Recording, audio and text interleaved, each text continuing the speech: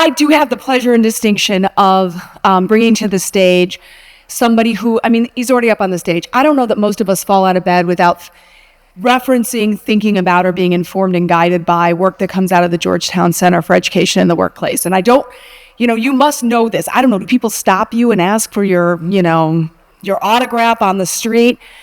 But the work that you guys do is so profound. So Dr. Jeffrey Strohl, though I think he prefers to go by Jeff, Dr. Jeffrey Strohl is the director of the Georgetown Center, and he is a founding staff member. He was there from the very beginning in 2008, and obviously understood how critical it is for us to have the right information that's where we're connecting dots that make sure that we are not relying on bias or presupposition to make really important practical decisions and policy decisions about the pathways, experiences, and opportunities our students need to really be ready to be successful.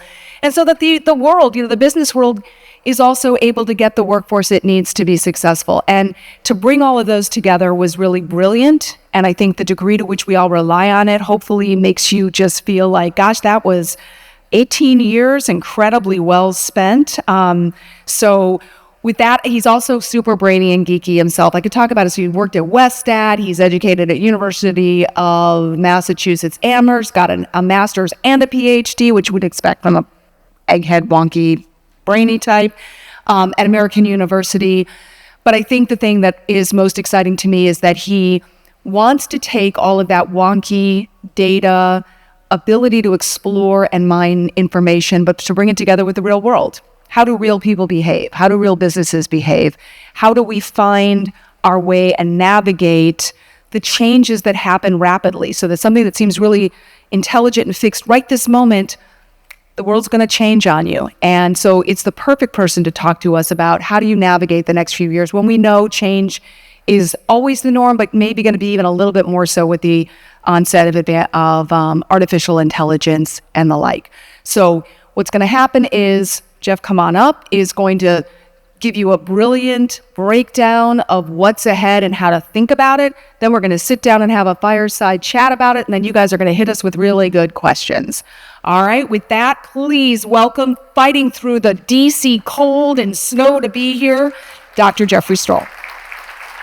Thank you all for having me. This is really fun stuff for me to do. I gain a lot from this, from what Robin was saying. It's like, we at the center try to get out into the field because it's sort of scouting, trying to understand kind of questions and problems that people are facing. So a lot of what I'm going to present right now is just meant to start a conversation, but you really want to get you engaged, to ask the hard questions, to help translate the work that we do to ways that it can be helpful for you on the ground. And so one of the challenges that we have as a research center is our data is old, our data is lagged, and our data is usually up here, and the action happens here, and the people live down here. And so we're always trying to try to figure out ways to bridge that. And so that's sort of the purpose of going quickly to a fireside chat and then trying to encourage to have questions and ask hard ones. Don't toss any softballs. You can toss softballs. That always helps get things started. But that way, as I would say, it's your dime, right? So let's make this worth it for you. And then hopefully it'll be worth it for me because I'll hear what's going on for you all. So anyways, future work. So post-secondary education is facing a number of challenges. We're being hit by it isn't worth it. There's numbers out there about underemployment, which is basically, if you have some of the stats out there, post-secondary is worse than a coin flip. We don't believe this. We just came out with a report on this if you're interested in that topic. How do we promote additional attainment while we're hearing a growing chorus of replace Harvard with trade schools and how wonderful apprenticeships are, which they are good, but as I'll talk later, the capacity of apprenticeships in the United States is very small. How's Workforce Pell going to change the equation in front of us? How do we push back against ROI-based accountability? And should we? This is an important question. How is skills forward hiring going to really change up the equation on the delivery of post-secondary? And I use skill forward because the original impetus was what's called skills-based hiring, which was an idea that get 20 years worth of work in the labor market and you can become substitutable for a BA. Pretty hard to make labor policy over, go get 20 years worth of experience. Skills forward, I think, is a little bit more in line with how we should be thinking. How do we deliver pieces that help make people work ready? And then, of course, we got AI. I did a presentation where it says, AI, it's everywhere, right? And everybody wants to tell a story, but there is not much to say. Anyways, one of the things that's shared across the nation and in every community is that the demand for post-secondary education is growing, and it's been continuing to grow since about 1983. You can see it with wage growth, etc. So it ain't going away. You might take a different form, but we need more than high school. And we've not kept up. We did a report recently on skills gaps. If you look on the projections to 2031, we're going to fall short 4.6 million BAs and above, and about 700,000 middle skills workers. This is not accounting for changes in immigration at the moment, which could actually have some larger impacts, especially, I think, in the middle skills territory.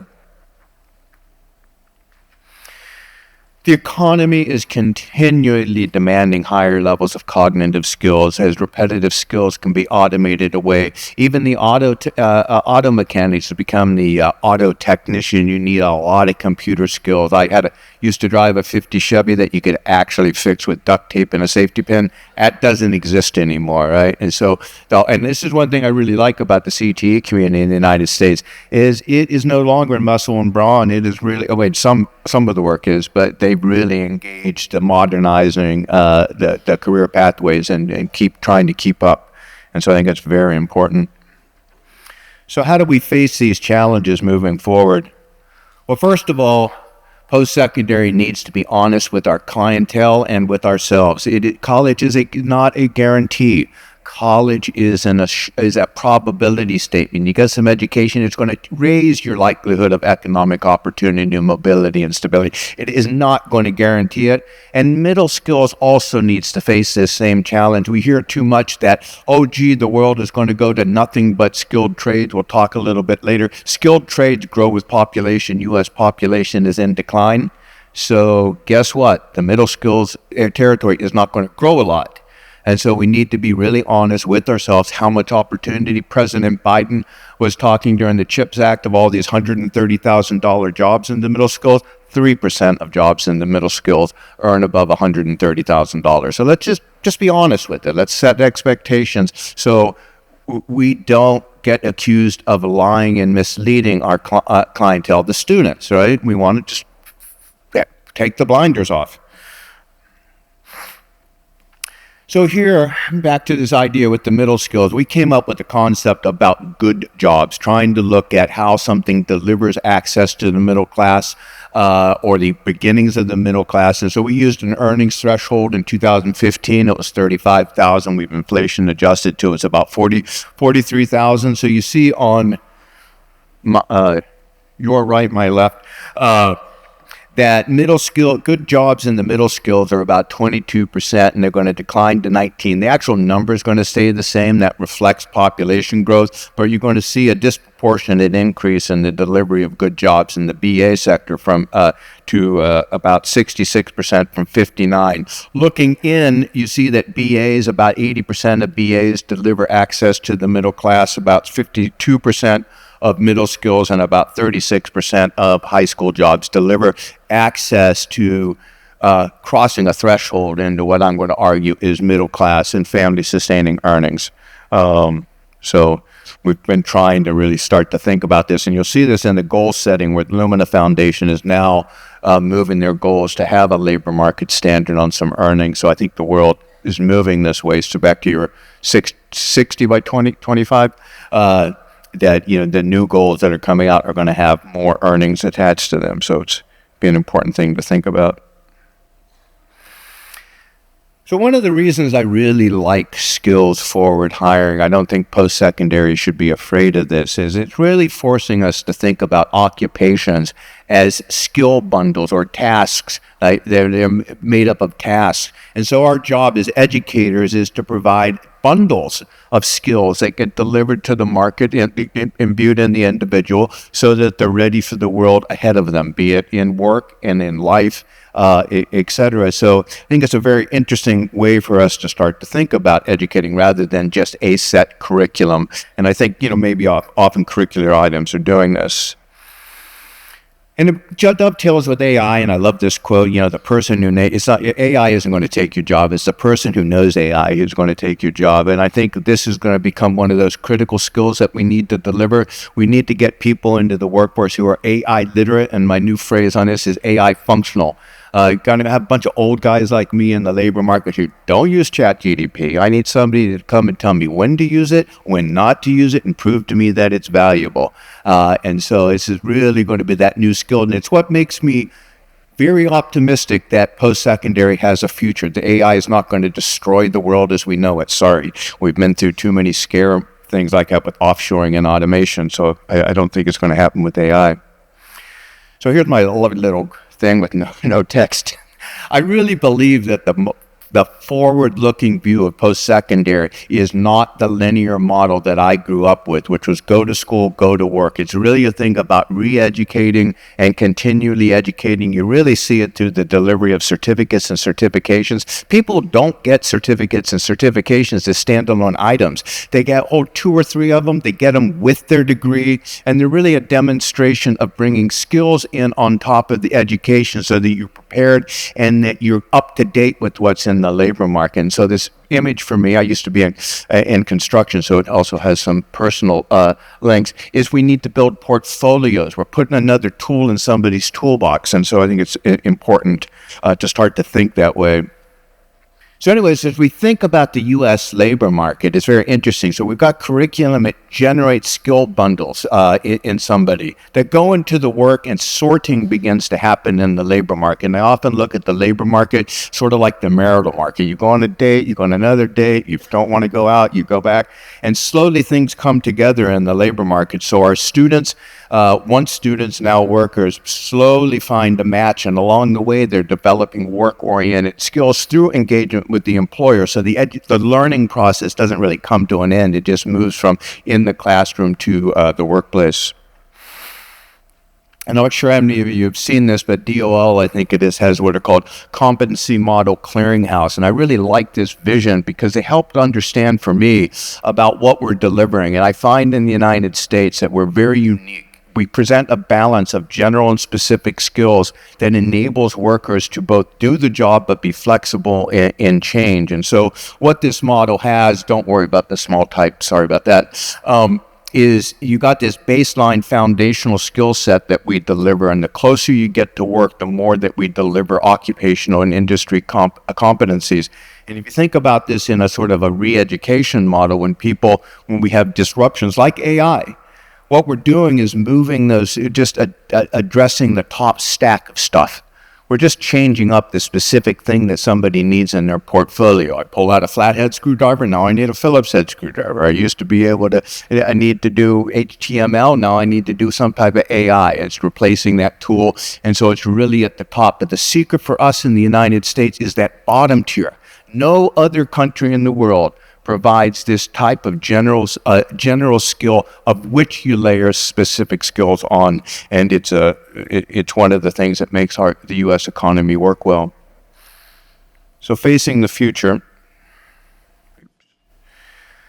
with AI threatening, we just got to really keep track that too much specific education is actually not a good thing. It holds the U.S. economy back from its production's possibility frontier. It retards the ability to absorb new technologies. We need it, but we have to do it in balance. And I really do think that if you look cross-country, the secret sauce of our vitality is our combination of general and specific. We need specific. People need to be able to do the job. But general education imbues flexibility, the ability to react to change without necessarily going back to school, to learn on the job and take lessons from one workplace to the other. We need to recognize that change is the nature of our economy. When haven't had change? Education system imbues flexibility. So rather than fear the future, we should be confident that our post-secondary system prepares us for change. But this rapid pace of change means we need to always be nimble on our feet as educators and providers of workplace skills. We need to figure out how do we better teach emerging skills, especially when the education system cannot turn on the dime. We need much more employer engagement to identify the work-ready skill requirements, to see which ones are durable enough to build on the curriculum, which ones we have to do through customized training and other efforts. We need, again, much more work-based learning. And for me, I use this idea that we will do a better job the more we bring the classroom and the workplace closely together. We won't ever get them fully together, but we need to get them closer. And then again, we need much more employer-sponsored training that is outside of our realm, right? That is really in the employer workplace. It's not credited, it's not Pell, doesn't bear credits, but it is realistic for the workforce. So on that note, I am going to stop, and this presentation will be available, and I encourage people to email me, outside of this event. We can talk later, and we'll chat a little bit, and I hope, like heck, you guys ask some questions. I am going to start actually at the broadest possible front. We rely incredibly heavily at Advance Illinois, and I think most of the people here for either programmatic reasons or policy reasons on the kind of data that you put together. And it's so foundational. And I am wondering, in this time of change, that feels even more important that we have real-time turnaround. But some of us are a little bit concerned because we've been seeing data kind of disappearing at the federal level, or at least seeming much less certain. We were doing our own report a year ago this time, and data sets were just disappearing from websites. They were off and then they came back, but things are coming out slower. How worried should we be? I'm pretty worried. Should I be? Are you? That's a very good question, and one that sometimes can cause sleepless nights. Right up, turn it on, and then right up to your... Pilot to my sorry about that. Sometimes it can cause sleepless nights as we see data disappear, but there is data that exists, and we need to change what we're reliant on. I do a lot of work encouraging and working with states on the development of state longitudinal data systems and other data sources that exist. And so, I'm good. Okay, because I could just talk louder, as you know. And so, we've got things that we can rely on that are a little bit underdeveloped. So the state data systems is one. Hold it right up, Jeff. Right up to you can't be shy. Hello. Okay, there you go. Oprah would be proud. My gosh, I really do have to bring it up here. Sorry about that, folks. So anyways, I think that the development of state resources is going to be very important. That we do see, if we can get the employers into the game, there are data sources in payroll processing data that can be extremely helpful, and it might actually be one of the core resources for us to get occupation into the equation, because it's extremely important. And regretfully, most of our U.S. data systems didn't start from an occupational focus. They start from an industry focus. And for education, occupation is what people do with their education. Industry is just where you work. And so there need to continue to push on getting occupation in there. As for the national data, I'm fairly confident that things like the current population survey, which is our major labor market survey, is going to stay around. I think the American Community Survey, which is a replacement for the census, is probably going to stay around. I haven't heard anything about it going away. The thing that bothers me the most has been the disappearance of educational longitudinal studies, so that we can understand what the importance of the education process is on outcomes for students across all classes, races, everything you can imagine. They're great surveys, really expensive.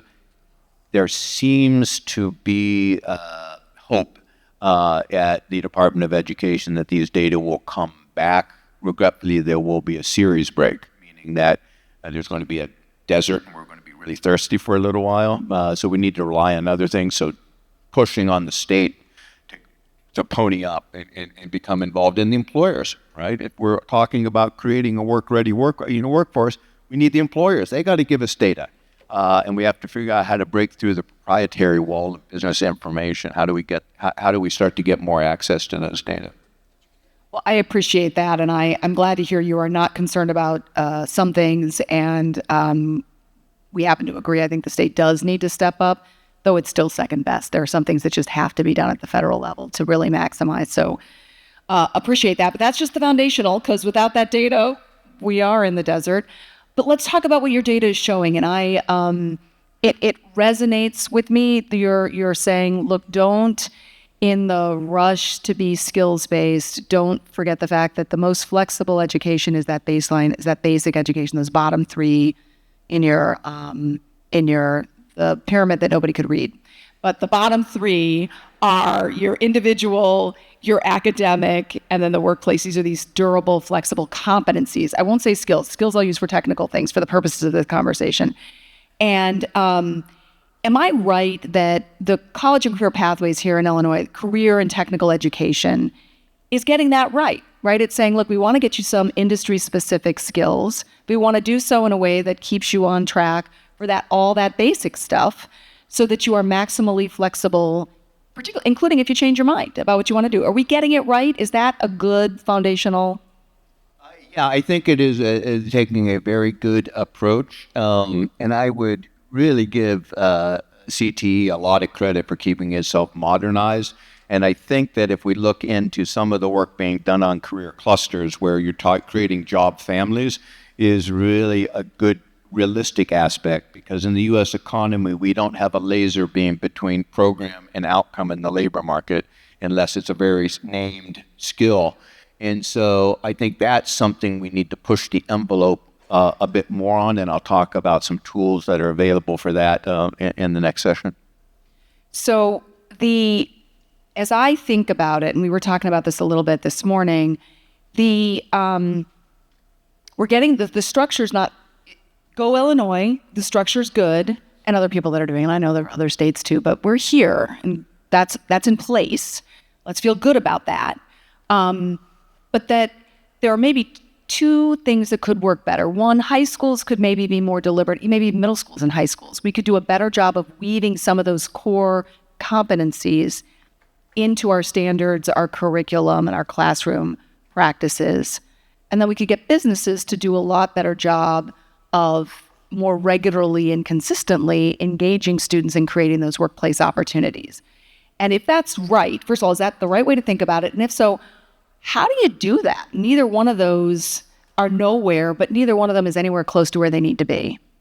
So there's my Nobel Prize if I have an answer to that one. Extra donut for you. Extra donut, that's probably a good motivator. I think we need to, back to this thing about bringing the workplace and the classroom closer together. First, we need to be realistic to ourselves about when we should do it. So there's been efforts to try to embed occupational knowledge and competencies back in 8th grade. It works in some countries. My wife's Italian, and they have 2 tracks, and so you have a technical track, and those people end up in a technical job, and then there's a more academic track, and so they go, people don't get off of them, right? And so what we have here in the United States is we need to make a decision about when and what to deliver at 8th grade or 6th grade. And then the employer who's going to be there complaining, gee, I've got skills gaps. I can't find the people I can hire. Well, tell us what the heck you need to hire and help us figure out how to bring those in two forms. One, as a baseline skill. So let's think about programming. There's a general cognitive approach to programming that can be taught at a very early age. And then there's very specific stuff like Ruby on Rails or R, whatever. I always joke that these computer languages change more quickly than teen romance. So we can't expect those to be delivered by the institutions, especially at younger ages, but we can provide baseline competencies. So thinking always about 2 bookends, bring the workplace information close to the classroom and the classroom closer to the workplace, and figure out what the right information to deliver. So back to the pyramid, we want those foundational skills when children, just remember, they're kids, are able to think about these things and bring more work-oriented pieces when they're closer to actually being employed. Let's break them down. So on the first part about, having schools appropriately weave in some of those baseline competencies and or skills, who does that well? Is there a state or even a district that does that particularly well that we could learn from?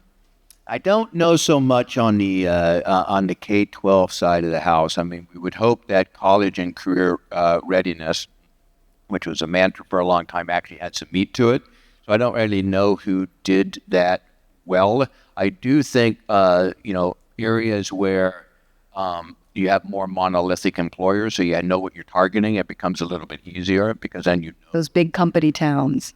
Those big company towns. Yeah, well, exactly, because you're aiming at a single employer who's actually really tends to be more committed. So I don't know who does it too well, except when you get up more, right? And so when you start to have the conversations between post-secondary and 11th and 12th grade, I think they probably do a better job. Well, I mean, implicit in what you're saying is you wish that there were just more regular discourse between businesses and all levels of the education system. And sometimes it happens, and we're all like, we've all experienced, I think, that there are people in the room who've really worked hard at that.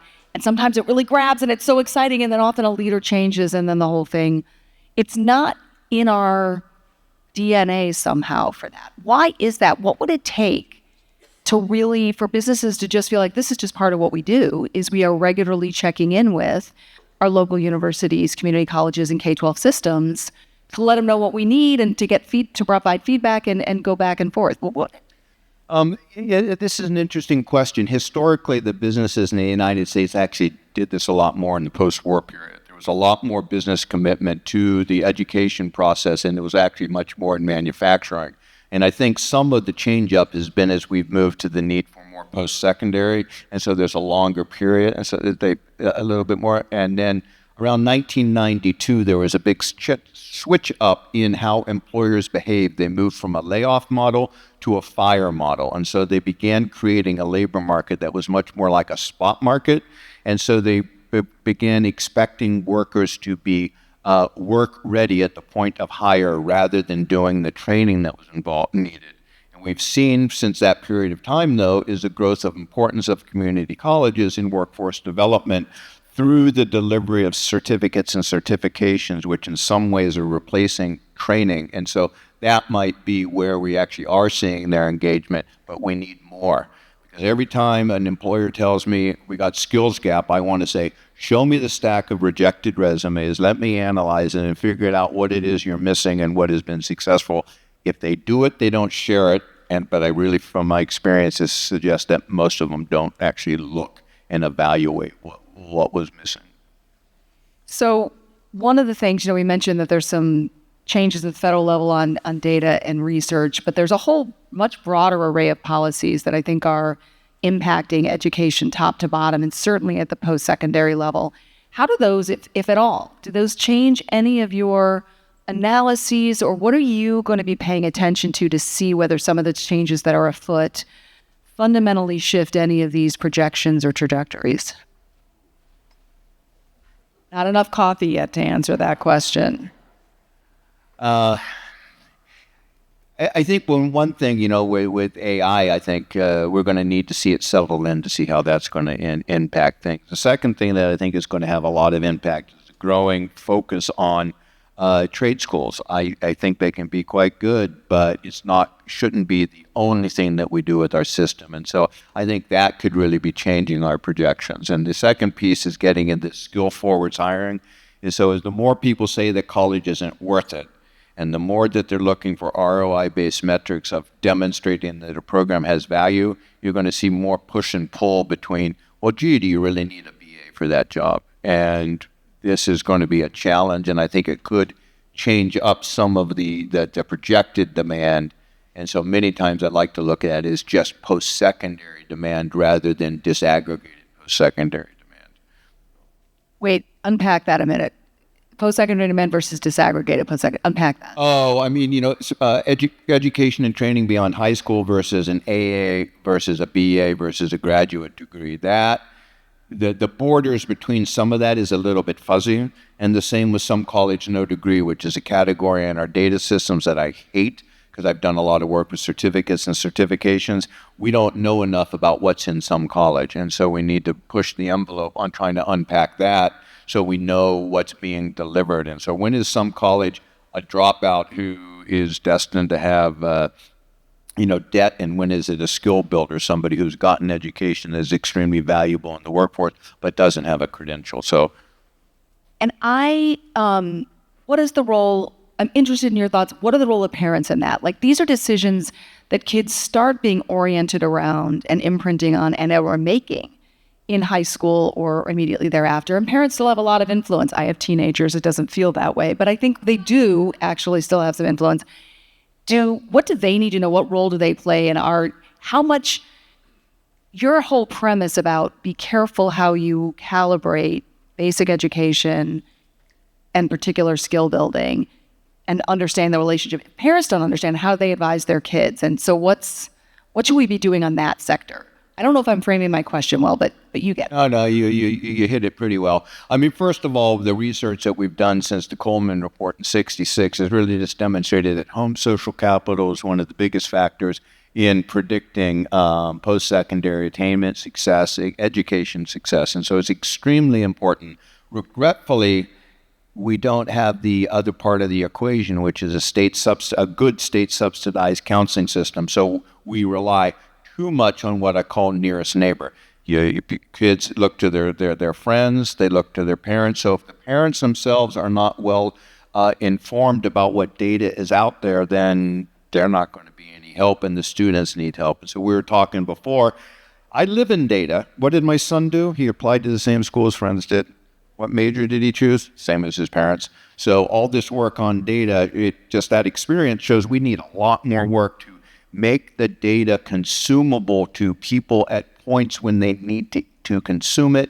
We've stopped worrying about decimal points, right? How do we get people to be informational literate, and how do we support people? Because parents and friends and nearest neighbor, friends, family are really the most important point of informational dissemination for students. They're going to help form those. They've got all the time to do it, and we don't do a good job with it.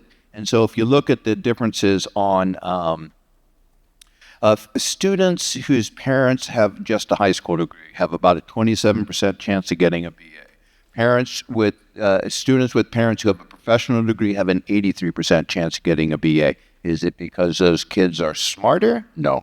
It's really because of that social network and the expectational formation. So how to do more with it? Well, we have chosen, for a variety of reasons, to underinvest in our counseling system. So that's made, to your question, the parents all the more important. So, and I think the premise of the leadership communities of the network generally are you need the good information that places like the Georgetown Center provide, and then we've got to put it to work, but we've got to keep circulating that information so that more and more people are aware of it and are getting in the right hands. Which leads me to where I think to my next question, which is all with an end to making sure that we are giving kids the best possible advice and the best possible opportunities to get where it is that they are meant to go and they want to go. And again, I'm going to come back to some changes at the federal level that I think are knocking some of the rungs out of place. Like, I think we've been very steadily, the federal government tends to sort of lurch along, but I feel it's been lurching along in largely a direction that's aligned with everything that was in your presentation.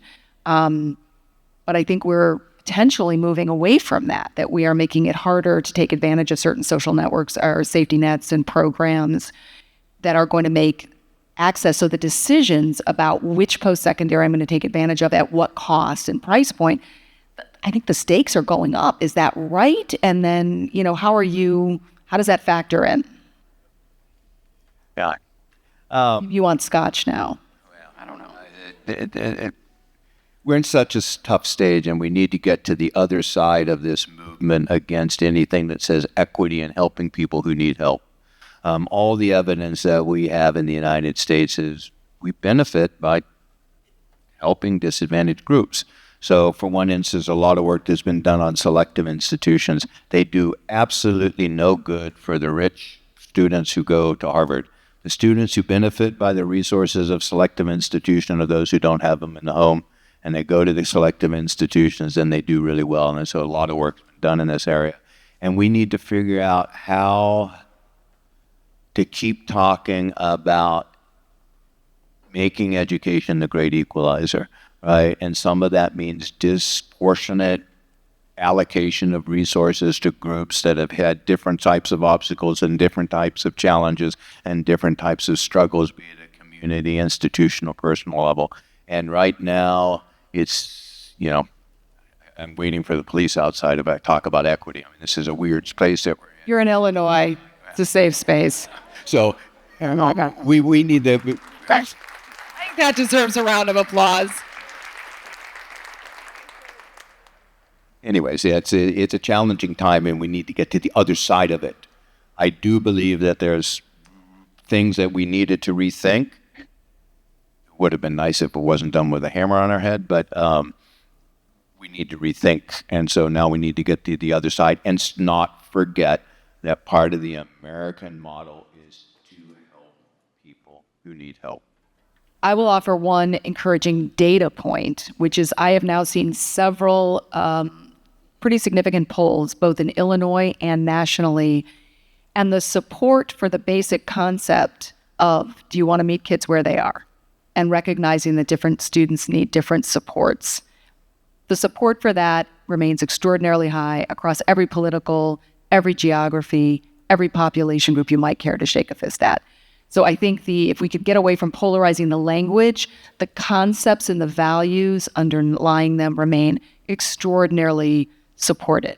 So I am taking some comfort in that. I offer that to the rest of you to take some comfort. If it's not working, there are donuts and sugar. It's good too. The question I was going to ask, it's an unfair question. So I'll flag that it's an unfair question. Oh, I stop now. If you were offering advice, you've got people here that are working at the local and the community level and really trying to build those relationships that stronger together.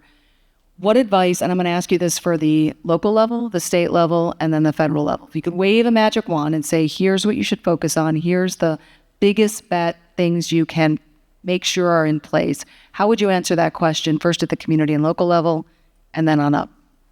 I think at the local level, we just really need to grab the employer and have them sit down at the table and figure out how to get them to put as much skin as possible into the game. I often think about things like training wages, so that we share, that the student and the institution share some of the risk and the employer share some of the risk. And then once they find, you demonstrate that you can produce a student who is appropriate for the local labor market employers, have that back and forth. So really get them engaged, and they need to be engaged, or don't listen to them complain about skills gaps. One or the other, come work with us.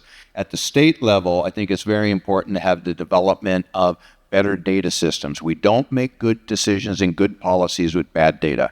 And so there's a movement abreast in the United States to get occupation onto the wage record data as you develop your SLDS. There's a bunch of other efforts. This is really, really critical, because you can't talk about career pathways if you can't follow somebody in the labor market as they move between occupations. Industry is a ridiculous concept for trying to understand how somebody is using their education to either go up, go down, or get sometimes stuck in a low wage. Someone recording this so we can play this back for the legislature and the governor's office. All right, yes, it's recorded right there. Look into the camera. We will be taking this clip out and sharing it. Yeah, well, I wonder if I'll be allowed back in the state. We'll see about that. And then, at the national level, this is the toughest one here. I think it will be ways to encourage the necessary infrastructure to maintain American economic vitality. And I really think it's some information, things like supporting counseling systems, supporting data systems, and just keeping up with those efforts. Pulling money away from everything is just, it's eating the seed corn, and it's just really, really going to hurt us as we move forward. Putting together the things that you said, it sounds like at the local level, in addition to getting businesses, and I'm going to come back to that in a second, it's also ensuring that you've really got well-trained and enough counselors, because there's really a critical role that they can play. And when they're absent, as you say, the rest of it wobbles. So I'm going to add that. Is that a fair addition? Absolutely.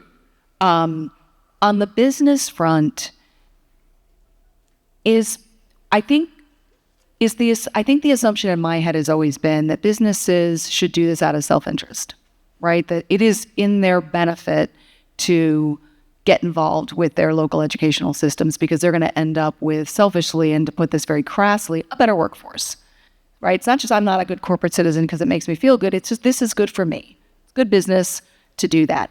Is that the right way to think about it, or does the government need to entice them? Does it need to be more on like, this is just what good corporate citizens do, and you may or may not see the direct benefit, but it's necessary for the greater whole? Which is the right way to think about that, you think? I'm not sure if there's actually a right way to think about it, and we probably need to land in the middle. Certainly tax incentives are a good idea, but if you look at failures of tax incentives in workforce development, Foxconn in Wisconsin, it can be a boondoggle. So we don't necessarily want to over-rely on that. And so the best way to get somebody to do things, I think, is to have it be something that they are motivated to do. And so it was interesting in Pennsylvania during following the Great Recession, the Chamber of Commerce did a survey, and they found that firms that maintained their investment in their own training apparatus were the ones that didn't have skills gap problems following the Great Recession. And so it was like, duh. And so how to help businesses better understand the business argument that you're making. And what we've seen in the United States, and is often reflected in the stock market, is we've had a reduction of time horizons. So firms in 1950 thought long-term. Firms today think very short-term because of a sort of a profit motivation. And I think it needs to, I guess there has to be some pain points, right? And right now, anytime you go into a slack economy, you're not going to have pain points. They're going to come around when you have a tight economy, and the skills gap are really, really hitting home.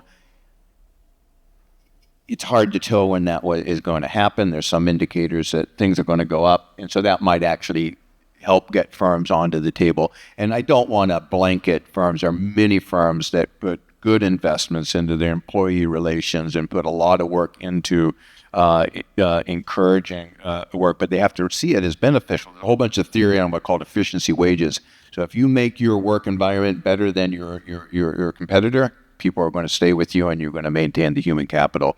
So maybe we need to talk about it more, that when people get fired, they lose a hell of a lot of firm-specific human capital experience, and so that's a big loss. And so my mind was going, to be honest, to business schools. Like, how much of this orientation is we're putting it all on other systems? What about the business side of the equation? Like, as people are coming up the chain and learning about what are good leadership practices, what are good HR development and talent management practices, I don't know. I really don't know how much that's part of that. In business schools? Yeah. No, either do I. I mean, I know that the Chamber of Commerce, National Chamber of Commerce, has done talent initiatives, so they're thinking about these things. There's not enough open knowledge about what's occurring in the firm. Some because it's proprietary business information. They don't want to share information with their competitors. So some stuff is going on, on creating these pipelines and thinking about it, but I just don't know how much. Before we throw it open, so I know you guys are thinking about your really good hard questions. He doesn't need softballs. He needs good, specific questions. What are you bullish as you look ahead and you see what we're going to need skills-wise, and you also see what's been happening to try to respond to these changes? Are you feeling bullish about how well prepared we are to face the next 10 years? If you do cross-country comparisons, the United States is just so unique in its ability to be flexible in the face of change. I've been through those of you who are older here, we had offshoring. 40 million U.S. jobs are vulnerable to offshoring.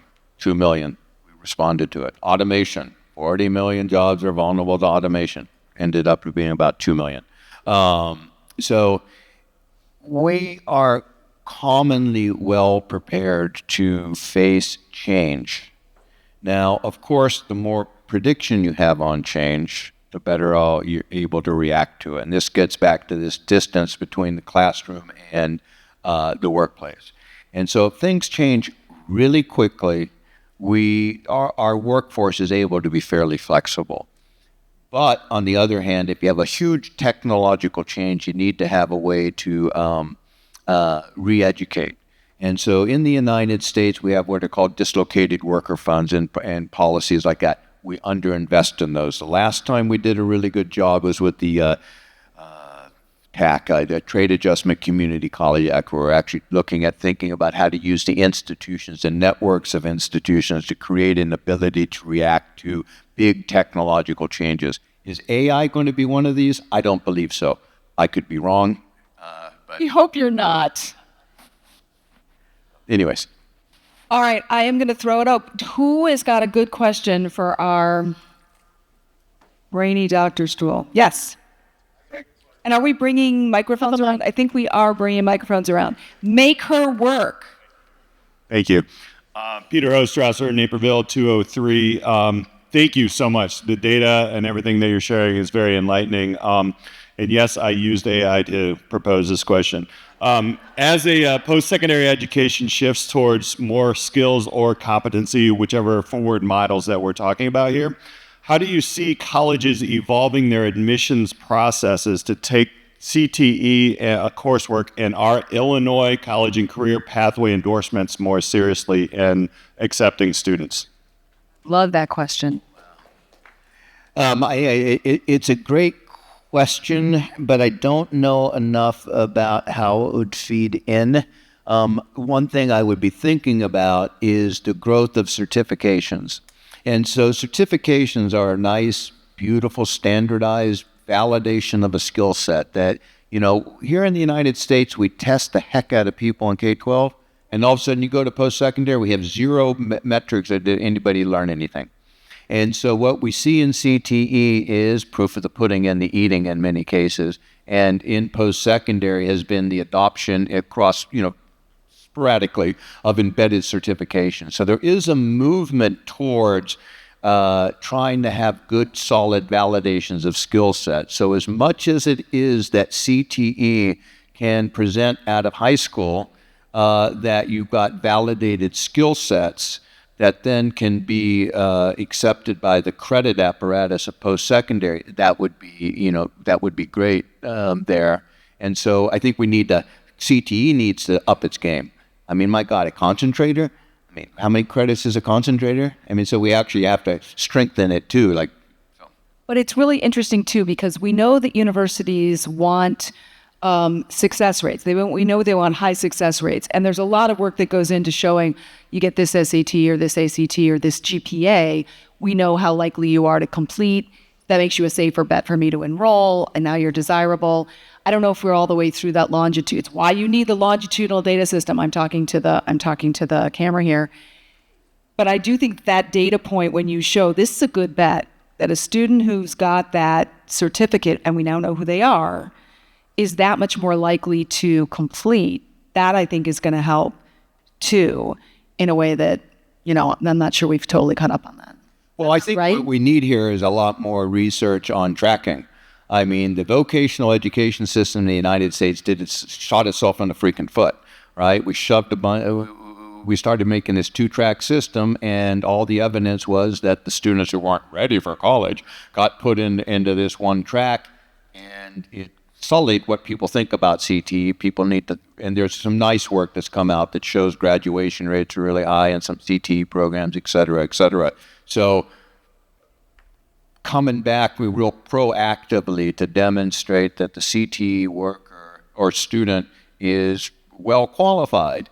Now, what we need to think about, that there's a group of students, CTE or otherwise, who, when we put them in college and we say, well, we need to do some developmental math, we put them back in high school. I'm sorry, they don't want to be in high school. The reason they didn't do well in high school because it sucked. And so we need to think about also having tracks in post-secondary that teach contextual learning. So I was a carpenter. I failed out of college in 1980 when I went. It took me a long time to get my BA. I went out and did carpentry. I learned math. And so we need to bring in many more ways of learning. And this is why, again, I like post-secondary education beyond high school. Just another carpenter turned PhD research economist. If I had a nickel for every one of those. That was thank you very much. That was really useful. More questions? Yeah. Oh, sorry. All right. You're going to have to fight for that mic, folks. All right. There you go. It's my turn. I also had to use AI to kind of come up with this question, but not the non-fictional story time part of it. All the teachers are trying to tell the difference between the AI generated and the non-AI generated to help them in the classroom. But the stuff on the computers, the AI generated, the sticky notes not. So with like a lot of us in this room, when we went to high school and started working our way through, there was kind of 4 things you could choose from. Going straight to the university being the A+ route, I guess is what I felt like. A JUCO transfer, military or vocational training, or then the academic consolation prize was going straight to the workforce. Things that have to change, obviously, if employers are going to move to a skills-based hiring process. If that is based on AI in the current environment, how is that going to change training or education for our students as they come out? What does that exactly look like in your mind?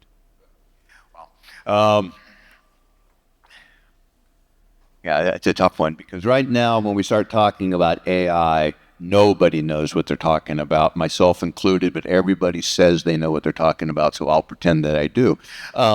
I think that the thing that is going to change is that demand is going to be on AI competency entering into the workforce as a core-based skill, and then we'll figure the rest of it out. Because at the end of the day, AI is a lot of tasks that AI isn't going to be doing. And so I really think that we need to work and believe that AI complementarity with labor and not AI substitution for labor. And so that we need to evolve with it. And, on the other side of this disruption, I think that's where we'll end up, and that's how the change will be. So, let's take a programming task, right? Everybody believes that programmers are going to be demolished because of AI. There's actually new research showing that programmers have become very adept at using AI to become much more productive in their programming. And we still have, layers of error and stuff. So it's going to be that, can we accomplish complementarity? I think that'll be where it'll land. What it'll look like, I can't tell you. Thank you for that. Next question. Who's got the mic? Oh, right up here. Got the mic. I we got the mic. Right here. So I have a question. I know that you had mentioned that that we wouldn't necessarily see pre and post-secondary education be completely synergized with business. But I wanted to know with what's happening with education, will we likely see like more charter schools that are sponsored by different companies? And I'm not suggesting like a model that's like an employee town, but will we see more of that? Can you repeat your questions there? Okay. So my question is that you had mentioned synergy between pre and post-secondary institutions and business. And I wanted to know, I guess, like, what are some of the barriers to them being completely synergized? And then also, will we see the emergence of like even just like more charter schools, for instance, that are sponsored by companies? That's a great question. I used to monitor a teacher incentive fund in the early 2000s with the growth of charter schools, and I've sort of been out of it for a while. Recent efforts under the administration are really just pro-charter school, pro-choice. So we most likely will see a growth of charter schools. Who is going to be behind them is another question. So we know in some of the CTE world that there is a real good synergy between the business and from like robotics and advanced skill sets, and they see the need for doing that. I don't know how big it's been, and some of this is back to that short and long-term horizon. That I'm not sure that the businesses that frankly are smart enough to create the pipeline for getting the students into there. So if I was to gamble, I would say we wouldn't see a huge growth in business subsidized charter schools. I do see them as putting more and more skin into the game, because if we're going to have a push on things like apprenticeships, we see the growth of labor colleges, which I think is a really great model. Those type of things, I think, demand the engagement of the employer. How far back it'll go, I think, in grade level, that's a hard question. I think it's probably going to be 11th, 12th grade, college, 1 and 2 years. We know that in some of the four-year post-secondary, some really good models like co-op models and internship models, but they bend towards the already privileged. So Interesting new twist on vertical integration, potentially. I want to have you ask more questions, but I'm being told by Just Blame Paul and Isabel are thinking that it is time to get to those breakout sessions where we can unpack this in smaller groups. But before I turn it back over to them, can you all just join me in a huge thank you to Dr. Strohl for being with us? And to please keep doing what you're doing. We're super users here and super appreciative as well.